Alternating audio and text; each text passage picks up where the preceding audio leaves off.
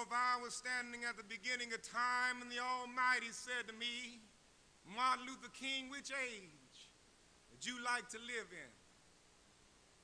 I would take my mental flight by Egypt. And I would watch God's children in their magnificent trek from the dark dungeons of Egypt through, or rather across the Red Sea, through the wilderness and on toward the promised land. But in spite of its magnificence, I wouldn't stop there. I would take my mind by Mount Olympus. And I would see Plato, Aristotle, Socrates, Euripides, and Aristophanes. They assembled around the Parthenon, and I would watch them as they discussed the great and eternal issues of reality, but I wouldn't stop there. I would even go by the great heyday of the Roman Empire. And I would see developments around there through various leaders and emperors, but I wouldn't stop there. I would even come up to the day of the Renaissance and get a quick picture of all the Renaissance did for the cultural and aesthetic life of man, but I wouldn't stop there. I would even go by the way that the man for who I am named, Martin Luther, had his habitat. And I would watch Martin Luther as he tacked his 95 Theses at the door at the Church of Wittenberg, but I wouldn't stop there. I would even go by 1863 and watch a vacillating president by the name of Abraham Lincoln finally come to the conclusion that he had to sign the Emancipation Proclamation, but I wouldn't stop there. I would even come up to the early 30s and see a president grappling with the problem of the bankruptcy of his nation, come with the eloquent cry that we have nothing to fear but fear itself. But I wouldn't stop there.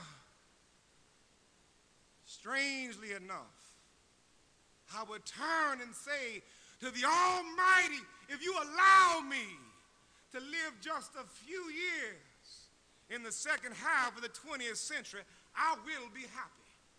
And that's a strange statement. Trouble all around, confusion in the land, world's all messed up. That's a strange statement. Somehow I know that only when it's dark enough can you see the stars. And I see God moving in a way where men in some strange way are responding. Something's happening in our world.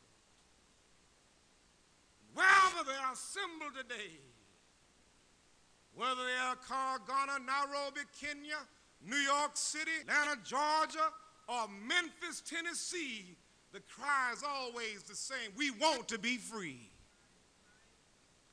And also in the human rights revolution, if something been done and done in a hurry, I'm sorely afraid the whole world is doomed. They have 20 megaton bombs in Russia right now that can destroy a city as big as New York, wipe out all the people in every building. We can do the same in China and Russia. We are drifting there.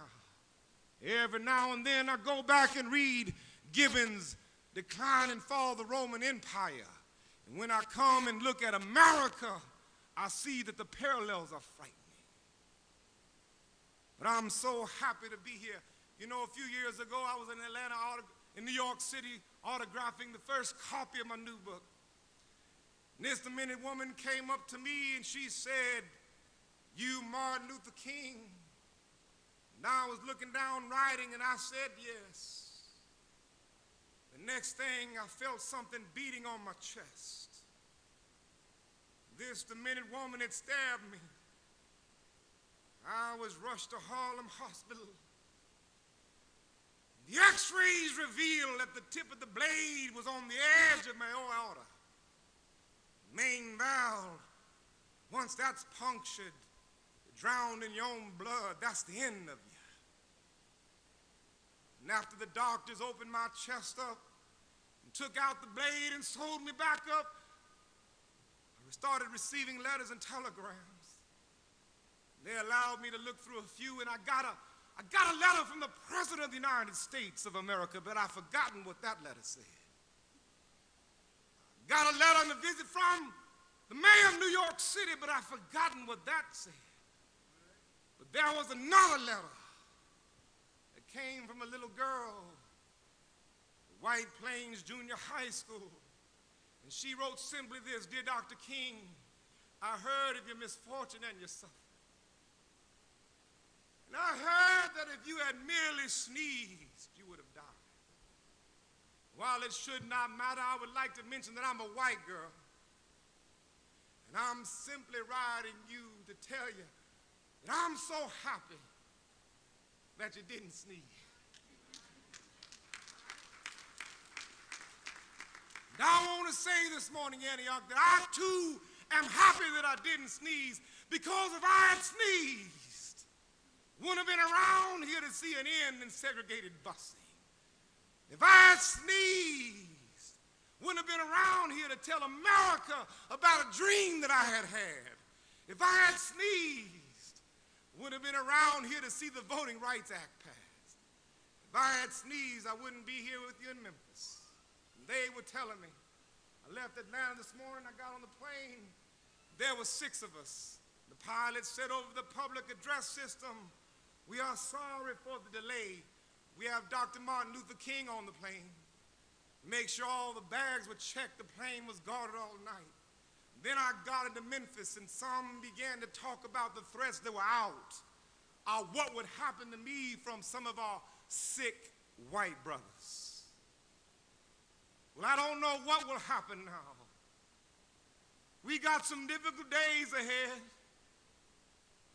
but it really doesn't matter with me now, because I've been to the mountaintop. And I won't mind. Like anybody, I would like to live a long life.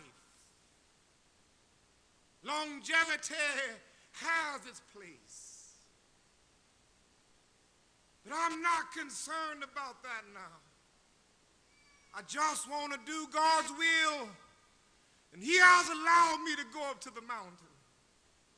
And I've looked over. And I've seen the promised land. I may not get there with you. But I want you to know the night that we as a people will get to the promised land. So I'm happy tonight. I'm not worried about anything. I'm not fearing any man. Mine eyes have seen the glory of the coming of the Lord.